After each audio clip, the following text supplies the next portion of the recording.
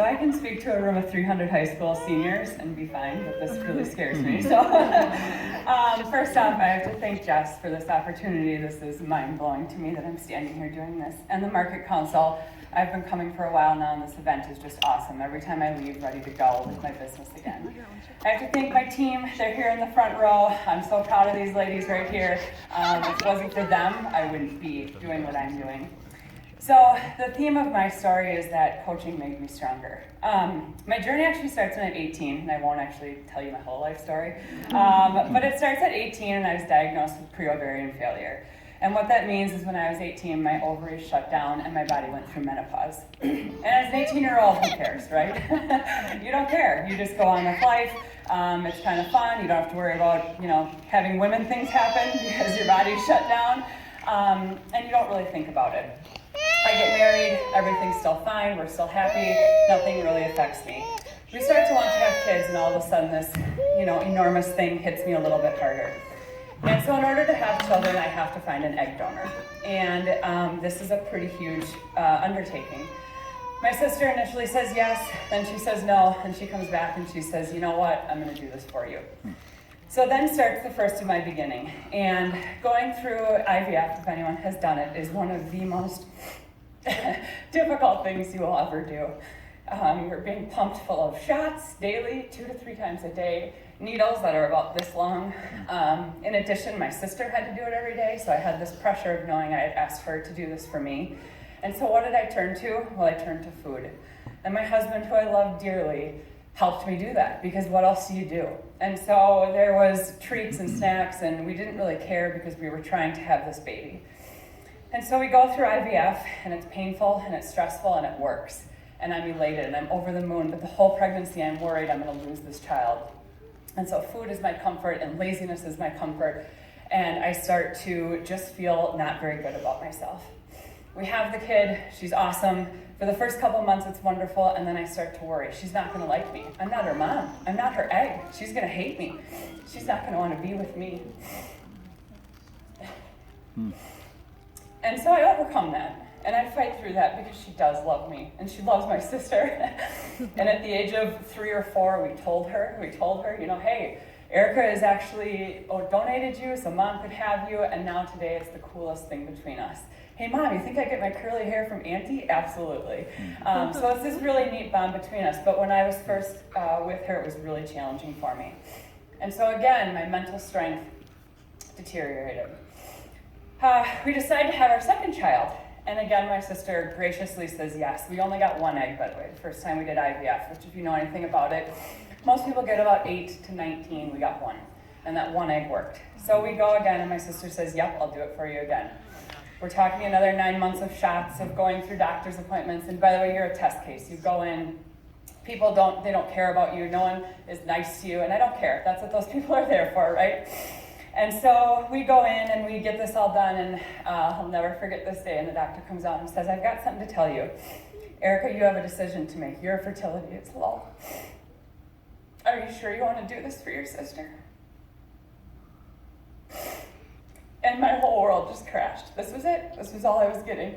And she turned and she said, I absolutely do.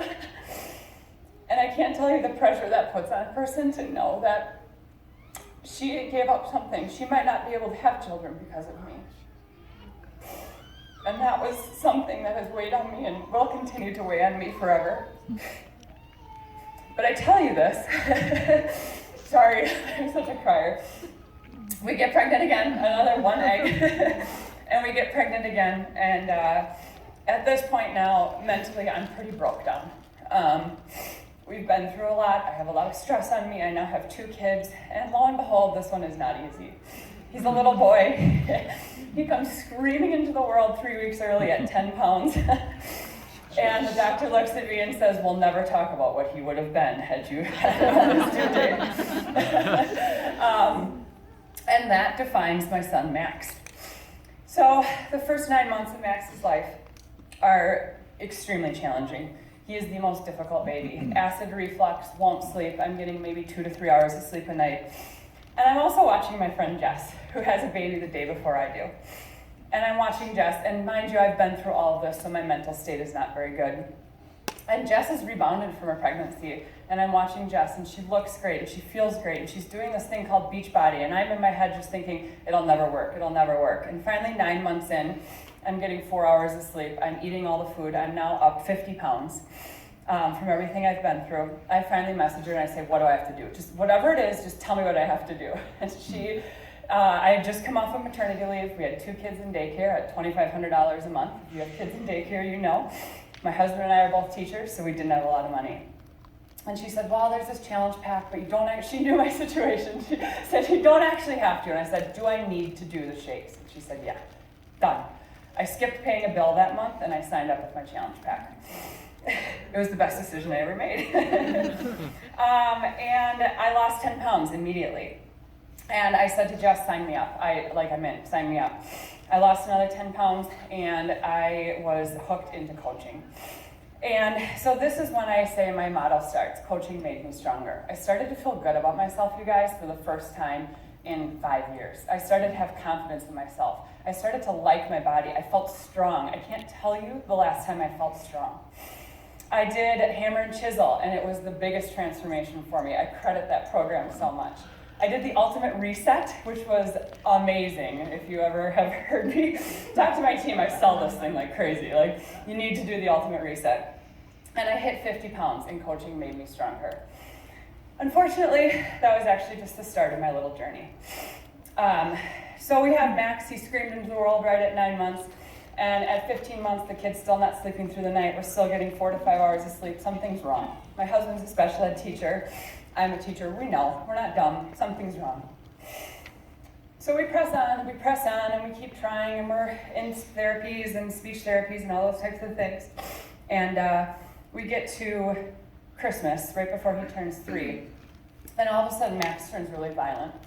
And he's hitting us, and he's kicking us, and he's scratching us, and we're going to work with like marks all down our face, and people are asking if we have cats at home that have turned violent.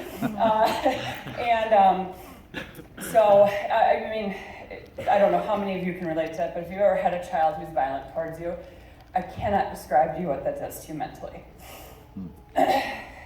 And so, the word autism gets brought up.